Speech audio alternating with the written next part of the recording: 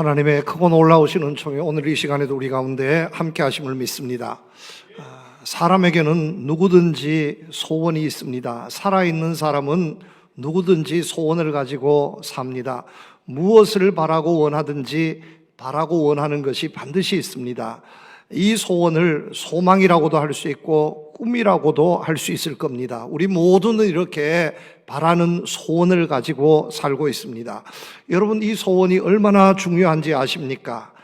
그 사람이 소원을 어떻게 가지고 있습니까? 무슨 소원을 가지고 있습니까? 하는 것에 따라서 그 사람의 인생이 달라집니다.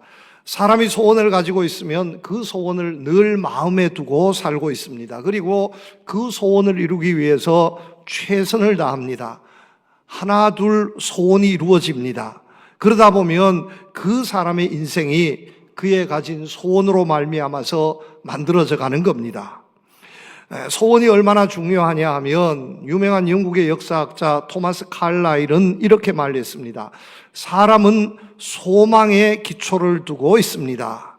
사람에게는 소망 이외에 다른 것을 가지고 있는 것이 하나도 없습니다. 이렇게 말했습니다. 이 세상을 살아가고 있는 모든 사람들은 소망을 가지고 있습니다. 세상이기 때문에 반드시 바라고 원하는 것이 있을 수밖에 없습니다. 그래서 사람의 역사에서, 인류의 역사에서 한 사람의 삶에서 소망을 빼어버리면, 소원을 빼어버리면 그 사람은 아무것도 아닙니다 하고 이렇게 결론을 내렸습니다. 소원이 있어야 사람이 될 수 있다 하는 말씀입니다. 영국의 유명한 극작가 셰익스피어도 소망, 소원을 얼마나 강조했는지 모릅니다. 이분은 이렇게 말했습니다. 지옥에 있는 사람은 결코 소망이 없습니다. 천국에 있는 사람도 결코 소망이 필요치 않습니다. 지옥에는 바라고 원하는 것이 있어도 이루어지지 않기 때문에 소원이 필요 없습니다. 천국은 더 바랄 것이 없기 때문에 소원이 필요 없습니다. 그러나 비참한 이 세상에서 소망 이외에 다른 것은 치료할 수 있는 약이 없습니다. 이렇게 가르쳤습니다. 이 세상에 힘들고 어려운 모든 일들, 내 마음의 질병, 몸의 질병, 모든 것을 이겨낼 수 있는 치료약이 무엇이냐? 소망, 소원이라고 말했습니다. 소원은 이렇게 중요합니다. 그래서 우리 모두는 소원을 가지며 살고 있습니다. 그리고 소원을 잃어버리면 소망 없는 사람들, 그 사람의 인생은 비참해집니다 하는 것을 우리는 누구보다 잘 알고 있습니다. 성경 말씀도 우리의 소망에 대해서 얼마나 강조하고 있는지 모릅니다. 여러분 잘 아시는 고린도전서 13장 말씀에 보면 믿음, 소망, 사랑 이 세 가지는 항상 있을 것이라고 말씀하고 있습니다. 여러분, 이 세상을 살아가고 있는 모든 사람들에게 믿음이 필요합니다. 사랑이 필요합니다. 믿음, 사랑이 필요한 것처럼 반드시 있어야 할 것 중에 하나가 무엇이냐 하면 소망, 소원입니다. 여러분, 사람이 사람답게 살자면 소망은 반드시 있어야 합니다. 이 소망, 소원을 가지고 우리는 내 인생을 가꾸어 가는 겁니다. 그렇다면 여러분, 여기에서 한 가지 생각해 보십시다. 여러분은 어떤 소원을 가지고 있습니까? 소원이 없는 사람은 없을 터인데 여러분은 어떤 소원을 가지고 있습니까? 그 소원 때문에, 내가 바라고 원하는 그 일 때문에 여러분 얼마나 행복해 하십니까? 아니면 내가 소원을 가지고 있는데 그 소원 때문에 얼마나 아슬아슬하게 위험하게 살고 있지는 않습니까? 내가 바라고 원하던 그 소원을 이루면서 정말 후회 없는 삶을 살아가시고 있습니까? 아니면 꿈꾸며 원하는 소원이 이루어졌는데 내 인생의 기쁨, 행복이 없습니까? 여러분은 어떻습니까? 참으로 바라고 원하는 소원, 내 인생의 축복의 소원을 가지실 수 있는 여러분들 되시기를 주님의 이름으로 축복합니다. 우리 대한민국 사람, 우리 모두에게는 바라고 원하는 소원이 하나 있습니다. 우리의 소원은 통일. 우리 대한민국 살고 있는 모든 사람들, 우리의 소원은 통일이라고 수십 년째 노래하고 있습니다. 남과 북이 하나 되는 것이 우리의 소원입니다. 여러분, 저는 확신합니다. 이 소원의 노래가 이 한반도에 울려 퍼지는 한 통일은 반드시 이루어질 줄로 믿습니다. 왜냐하면 우리 모두의 소원이기 때문에 이 소원을 위해서 때로는 희생하고 때로는 모험하면서 살아갈 수밖에 없기 때문에 반드시 그 소원은 이루어질 겁니다. 여러분, 어떤 소원을 가지고 있습니까? 어떤 사람은 부자가 되는 소원을 가지고 있는 분도 있을 겁니다. 어떤 사람은 건강해지는 소원을 가지고 있는 분들도 있을 겁니다. 어떤 분들은 출세해서 나도 권력을 한번 잡아보아야겠습니다 하는 이런 소원을 가지고 있는 분들도 있을 겁니다. 직장생활 하는 분들 승진해서 나도 이사가 되고 나도 사장님 되는 이런 소원을 가지고 있는 분도 있을 겁니다. 그런데 이 소원은 내 인생에 어떤 영향을 끼쳐도 반드시 끼치게 되어 있습니다. 그 소원을 향해 나아가면서 때로는 기쁨을 누리고 때로는 슬픔을 주기도 할 겁니다. 그런데 여러분, 오늘 말씀을 보면 정말로 우리가 가져야 할 소원, 우리가 하나님의 자녀로서 정말 하나님 앞에서 부끄러움 없는 소원을 가졌던 한 사람, 다윗의 소원을 우리에게 소개해 주고 있습니다. 어쩌면 다윗은 이 소원 때문에 하나님의 은혜가 되고 축복이 되었다고 말씀드릴 수 있습니다. 다윗은 정말로 볼 것 없었던 사람이었습니다. 젊은 시절, 어린 시절 그의 출생을 보면 베들레헴 산골, 형편없는 배경을 가지고 있습니다. 아버지 이세 별 볼 일 없는 사람이었습니다. 그의 그저 그렇고 그런 형들 7명이 있었습니다. 전혀 다윗의 삶에 도움이 되지 못했던 형님들이었습니다. 양치기 목동에 불과했습니다. 이 다윗이 무엇을 바라고 원했습니까? 부자 되는 것을 바라고 원하지 않았습니다. 이 다윗이 한 나라의 임금이 되는 것 바라고 원한 것이 아니었습니다.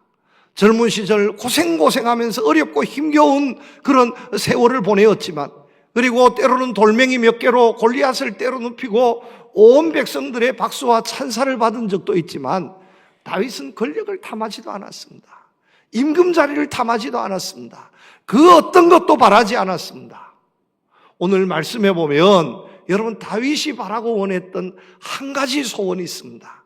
내가 바라고 원하는 단 한 가지 소원이라고 그는 분명하게 고백하고 있습니다. 4절 말씀해 보면 내가 여호와께 바라는 한 가지 일을 그것을 구하리니 곧 내가 내 평생에 여호와의 집에 살면서 여호와의 아름다움을 바라보며 그의 성전에서 사모하는 그것이라 고백하고 있습니다.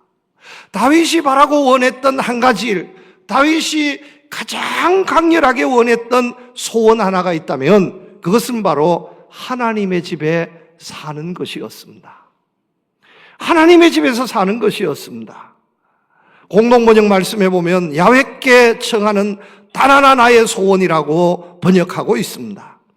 다윗이 원했던 가장 큰 소원, 단 하나의 소원이라 해도 틀림없었던 그 소원, 다른 모든 것은 이루어지지 않아도 좋습니다. 포기할 수 있습니다. 그러나 이것만큼은 꼭 이루어지기를 원합니다 하는 하나님을 향한 간절한 소원이 있었다면 그것은 바로 하나님의 집에 사는 것이었습니다.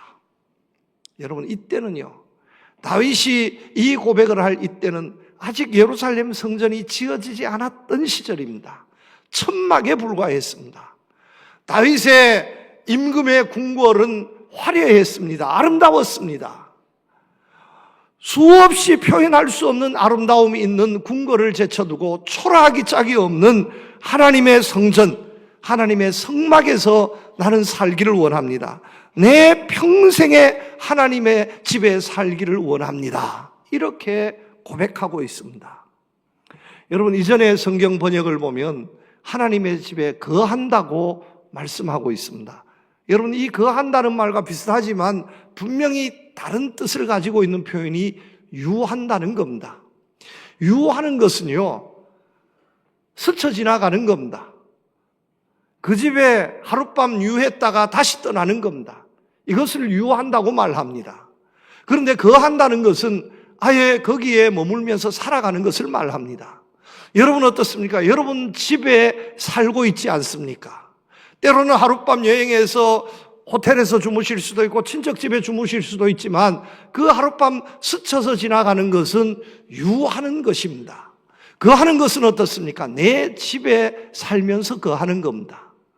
다윗이 살기를 원했던 곳이 어디입니까? 궁궐이 아니었습니다. 하나님의 집이었습니다. 하나님의 집이었습니다. 나는 내 평생 하나님의 집에 살기를 원합니다. 이것이 다윗의 소원이었습니다. 사실 따져보면 다윗은 하나님의 집에 평생 살 수 없었던 사람입니다. 왜냐하면 한 나라의 임금이지만 하나님의 집에 성전의 성막에 머물러서 밤낮 살 수 있는 것은 레위지파 제사장들밖에 허락되지 않았습니다. 다윗은 그것이 부러웠습니다. 임금이 되었지만 레위 족속이 부러웠습니다. 제사장이 부러웠습니다. 밤낮 하나님의 집에 살 수 있는 그 사람이 부러웠습니다. 나도 하나님의 집에 밤낮 없이 살았으면 좋을 텐데. 나는 제사 드리기 위해서 예배 드리고 기도 드리기 위해서 하나님의 집에 갔지만 그러나 거기에 얼마 있지 못하고 또 다시 돌아와야 하는데 세상에 거기에 밤낮 없이 살아가는 제사장이 부러웠습니다. 주의 종들이 부러웠습니다. 그래서 이 노래를 부른 겁니다. 나도 내 평생에 임금의 자리, 궁궐도 좋지만 초라하지만 하나님의 집에 사는 것을 나는 원합니다. 평생에 하나님의 집을 떠나지 않고 살았으면 좋겠습니다. 이렇게 지금 노래하고 있습니다. 다윗의 마음이 바로 그런 마음이었습니다. 이런 마음에서 다윗은 남들이 갖지 못했던 욕심을 갖기 시작했습니다. 무엇이냐 하면 하나님의 집을 짓기를 원했습니다. 여러분, 하나님의 집을 짓는 것 하나님께서 원하신 일이 아니었습니다. 다윗이 원해서 지은 것이었습니다. 하나님께서 다윗을 불러다가 네가 하나님의 성전을 지어야 되겠다 이렇게 말씀하지 않았습니다. 오히려 다윗이 먼저 하나님, 내가 하나님의 성전을 지어야 하겠습니다 했을 때 하나님께서 야, 어떻게 그런 마음을 품었냐. 그런데 너는 안 된다. 왜냐하면 전쟁터에 나가서 너무 많은 피를 흘렸고 죄를 많이 지었기 때문에 네 마음은 내가 받겠지만 너는 안 된다. 대신에 그 마음을 통해서 네 아들의 솔로몬에게 성전 짓는 것을 허락해 줄게. 하나님께서 그렇게 약속해 주신 겁니다. 하나님께서 하나님 입으로 다윗을 불러다가 성전을 지으라고 말씀하지 않았습니다. 하나님께서는 성막으로도 만족하셨던 하나님이셨습니다. 그런데 다윗의 마음에 하나님의 집이 이렇게 되어서는 안 되겠다. 성전을 지어야 하겠다 하는 이 거룩한 마음을 다윗이 갖게 해 주셨습니다. 이 다윗이 성전을 지었고요. 성전에 지을 모든 기물을 마련했고요. 그의 아들 솔로몬으로 인해서 성전을 짓게 한 겁니다. 여러분, 누구도 품지 않았던 거룩한 마음이었습니다. 다윗이 왜 이렇게 성전에 평생 살고 싶었겠습니까? 화려해서가 아닙니다. 거기에 무슨 부귀영화를 누릴 수 있어서가 아닙니다. 오로지 그 이유는 단 하나였습니다. 하나님과 함께 할 수 있는 장소라고 믿었기 때문입니다. 하나님과 함께 하는 자리가 성전이었기 때문입니다. 다시 말씀드리면 다윗은 그 어떤 사람과 함께 하는 것보다 하나님과 함께 하는 것이 기뻤습니다. 행복했습니다. 그래서 화려한 궁궐을 버려두고 초라한 성전에서 나는 평생 살고 싶습니다. 이렇게 고백하게 된 것입니다. 여러분, 오늘 우리는 어떻습니까? 여러분, 기쁜 마음으로 성전에 오셨습니까? 기쁜 마음으로 성전에 오셨습니까? 다윗은 성전에 올라갈 때마다 기뻤습니다. 성전에 있으면 이 성전을 떠나기 싫어했습니다. 거기서 살고 싶었습니다. 이렇게 해서 가면 어떡하나? 나 정말 가기 싫은데. 아니, 예배 드리고 또 드리고 싶은데. 다른 곳에서 예배도 드리지만 이 주의 성전에 와서 예배 드리는 것 정말로 기다리고 손꼽아 기다렸습니다. 예배 드리고 가기 싫었습니다. 살고 싶었습니다. 이것이 다윗의 마음이었습니다. 하나님께서 그 마음을 받으시고 전혀 원치 않았던 임금의 자리도 주시고 세상의 온갖 부귀영화를 다 누리는 은혜와 축복을 그에게 베풀어 주셨습니다. 여러분, 하나님과 함께함이, 하나님께 가까이함이 내게 축복인 줄로 믿으시기를 바랍니다. 고라 자손의 시편 84편 시편 말씀을 보면 이 고라 자손은 레위지파 후손입니다. 제사장은 아닙니다. 아마도 이 사람은 문지기였을 겁니다. 그래서 제사장 성전에서 성소에서 제사를 집전하는 제사장이 부러웠지만 그러나 나는 내 하나님의 성전에 문지기도 좋습니다.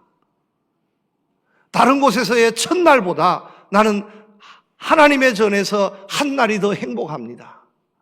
세상에 임금되지 못해도 나는 내 하나님의 집에 문지기로 있는 것이 나는 좋습니다. 이렇게 고백했습니다. 여러분, 우리가 주님 전에서 주님을 찬송하고 주님을 예배하고 주님과 함께하는 것이 얼마나 큰 은혜요 축복인가 하는 것을 다윗의 삶을 보면서 다윗의 소원을 보면서 분명하게 이 시간 여러분 마음속에 깨닫는 축복이 있기를 원합니다.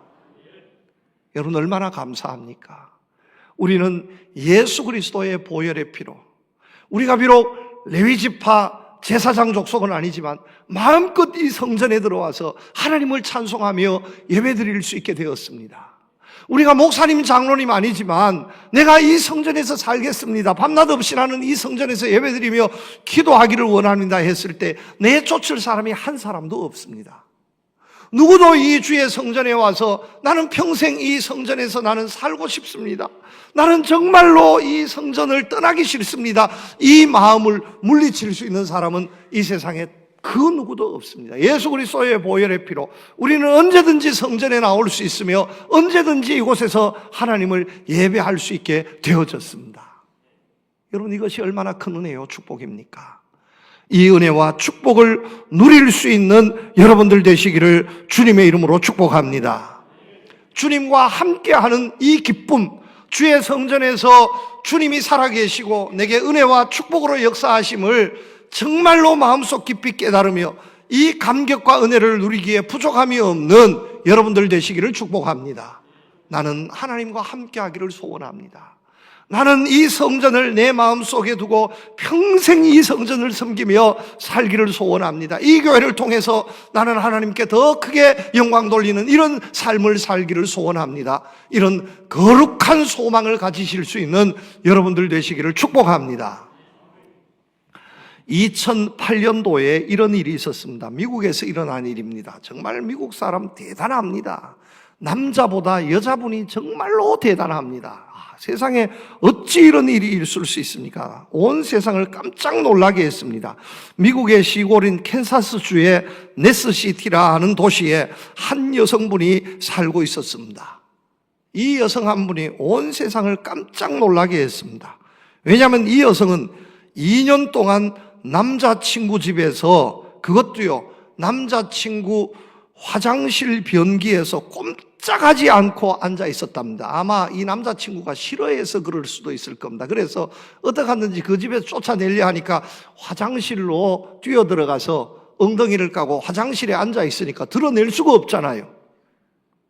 아마도 정확하게는 알지 못하지만 2년 동안 그렇게 엉덩이를 화장실 변기에 붙이고 떠나지 않았다는 거예요. 화장실에 앉아 변기에 앉아서 잠도 자고 밥도 먹고 물도 마시고 꼼짝달싹하지 않고 2년 동안을 화장실 변기에 앉아 있었답니다.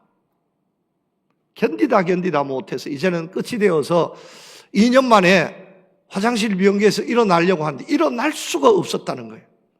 엉덩이하고 화장실 변기가 딱 달라붙어가지고 일어날 수가 없어서 경찰에 연락해서 경찰이 출동하고 미국의 911, 우리로 말씀드리면 119 이제 구조대가 출동을 해서 떼려고 하니까 떼어낼 수가 없었다는 거예요. 그래서 어떻게 했냐? 화장실하고 분리를 하기는 해야 되는데 떼어낼 수가 없으니까 화장실 변기를 통째로 뜯어서 변기하고 이 여성분하고 같이 구급차에 싣고 병원에 가서 분리 수술을 했다는 거예요. 겨우 떼어내었다는 거예요. 저는 깜짝 놀랐어요. 여러분 2년 동안 앉아있으면 내 엉덩이하고 화장실 변기하고도 달라붙을 수 있습니다. 2년 동안 앉아있으면 전혀 맞지 않습니다. 어떻게 피부하고 화장실 변기가 달라붙을 수 있습니까? 그런데 2년 동안 앉아있으니까 딱 달라붙어가 떨어지지 않더라는 거예요. 나는 교회가 체질이 아닙니다. 여러분 그런 분은 없습니다. 교회 체질 아닌 분도요 오랜 시간 필요 없습니다. 2년 동안 교회에서 살아보면 체질이 됩니다. 변합니다. 나는 예수 믿는 것이 체질이 아닌 것 같아요. 여러분 그렇게 생각하지 마십시오. 예수 믿는 체질이 어디 있습니까? 주님과 함께하면 주님께 딱 달라붙어서 뗄 수 없게 될 줄로 믿습니다.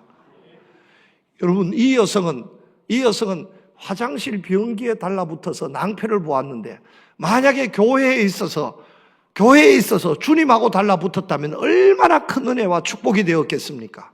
다윗보다 더 큰 은혜를 받았을 줄로 믿습니다. 여러분 주님과 함께해야 합니다. 하나님과 함께하기 내게 복이라 했습니다.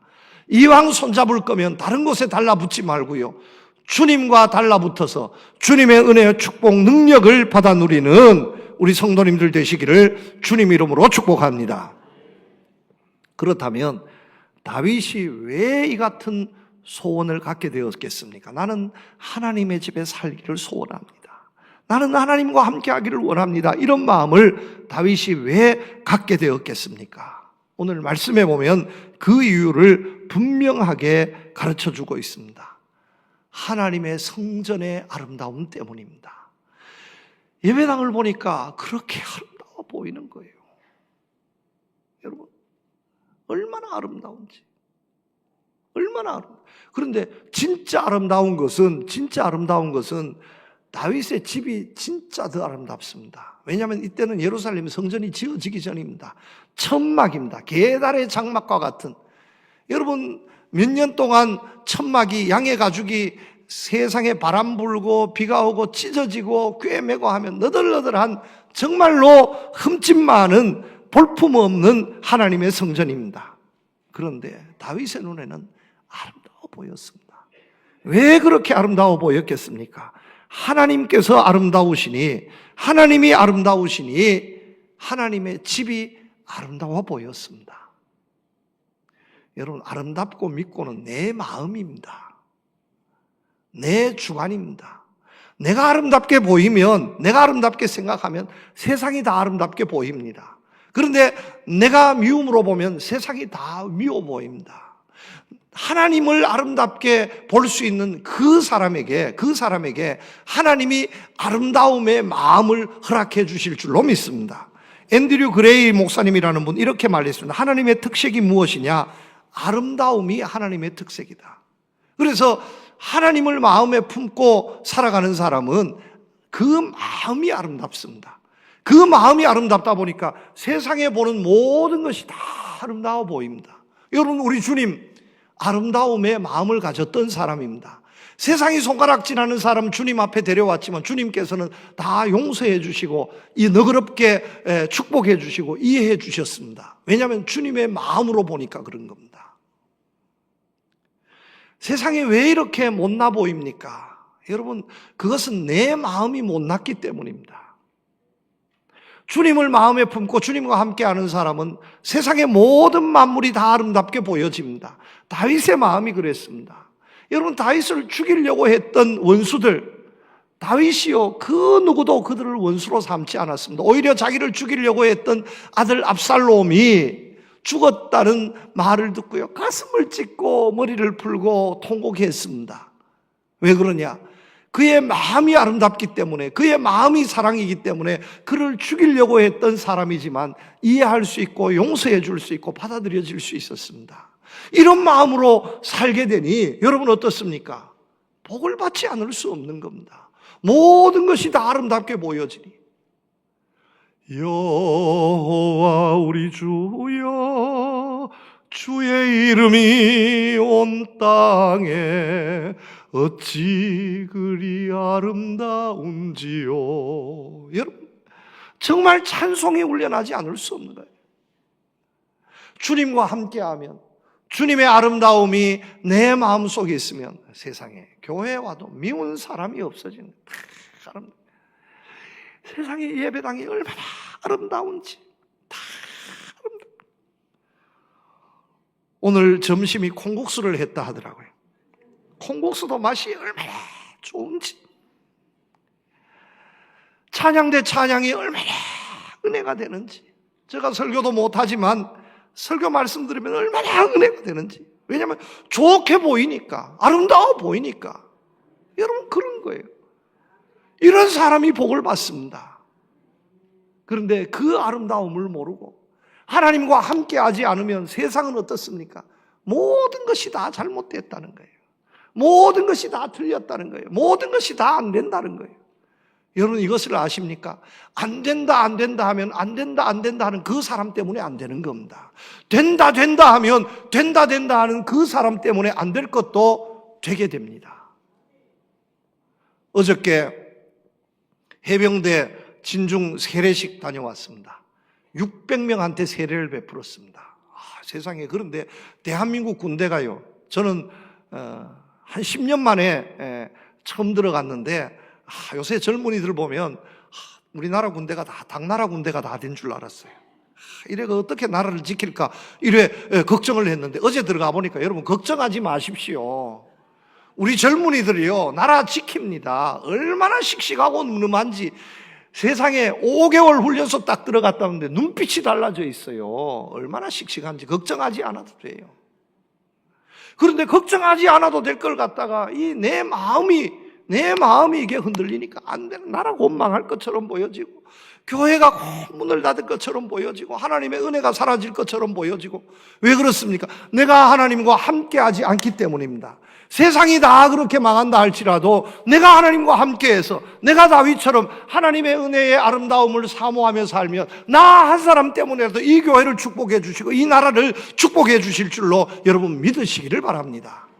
하나님은 아름다우신 하나님, 능력의 하나님, 우리의 삶을 아름답게 해주시고 축복해 주실 하나님이신 줄로 믿으시기를 바랍니다. 그래서 하나님과 함께하는 것을 사모해야 하는 것입니다. 여러분 이 하나님을 다윗이 얼마나 사모했는지 아십니까? 얼마나 사모했는지. 여러분 사랑하면 함께하고 싶어집니다. 사랑하면 함께하고 싶어집니다. 그래서 사람들은 사랑하는 사람과 결혼하는 겁니다. 왜 결혼을 합니까? 함께하고 싶기 때문에, 사랑하기 때문입니다. 다윗이 하나님의 성전을 떠나기 싫은 것은 하나님을 그만큼 사랑했기 때문입니다. 누가 뭐라 해도. 레위지파 사람 그들보다도 다윗이 하나님을 더 사랑했습니다. 여러분 하나님을 사랑하는 것은 얼마나 사랑해도요 아깝지 않은 줄로 믿으시기를 바랍니다. 예수님의 12제자 중에 왜 다윗이 수제자가 되고 가장 위대한 일을 감당했습니까? 다른 어떤 제자보다 주님을 더 사랑했습니다. 사실 사랑하면 요한인데 요한보다 나중에 보면 베드로가 주님을 더 사랑했습니다. 다른 사람들보다 내가 더 주님을 사랑하는 줄 주님이 아시지 않습니까? 여러분 주님을 사모하면, 주님을 사랑하면, 그래서 주님이 나와 함께하면 역사가 일어나게 될 줄로 믿습니다. 마지막 세 번째입니다. 다윗이 왜 이렇게 주님을 사모하고 사랑할 수밖에 없었습니까?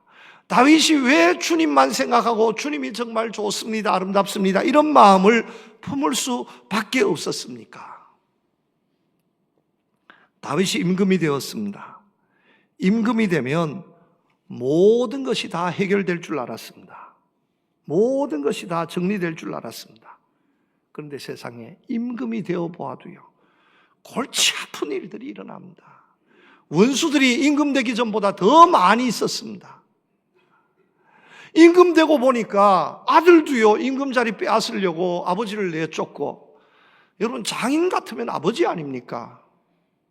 다윗은 사울 임금의 사위입니다.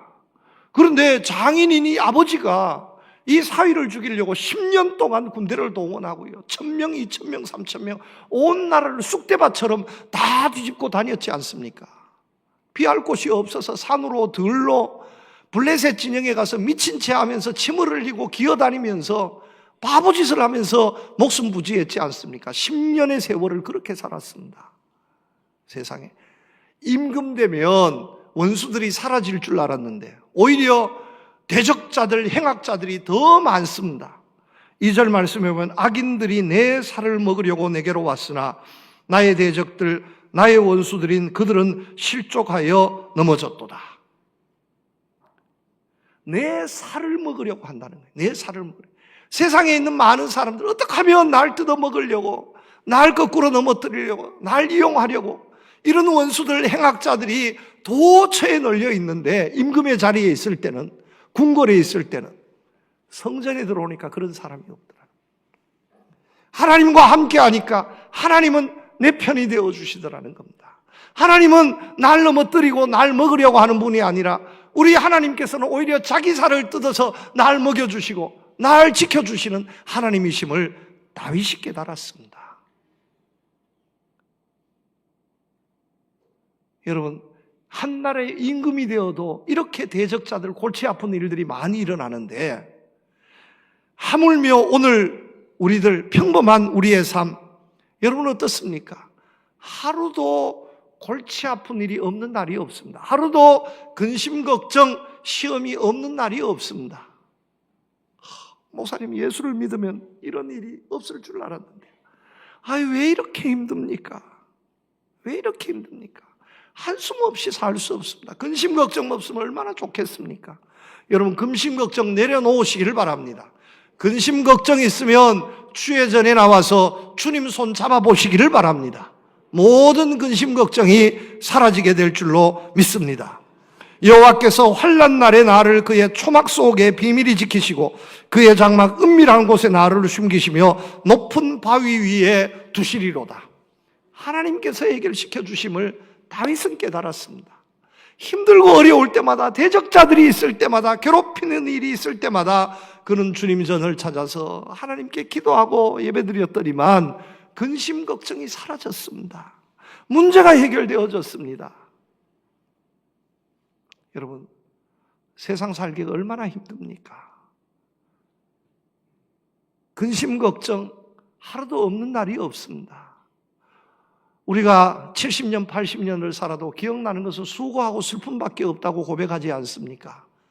하루도 한숨 없이 살아갈 수 없는 것이 오늘 우리의 삶이 아니겠습니까? 이런 삶 가운데 진정 날 도와줄 사람이 누가 있겠습니까? 진정 내 편이 되어줄 분이 누가 있겠습니까? 여러분, 사람 믿지 마시기를 바랍니다. 사람 의지하지 마시기를 바랍니다. 주님 손잡고 주님 의지하시기를 축복합니다. 주님과 함께 하시기를 축복합니다.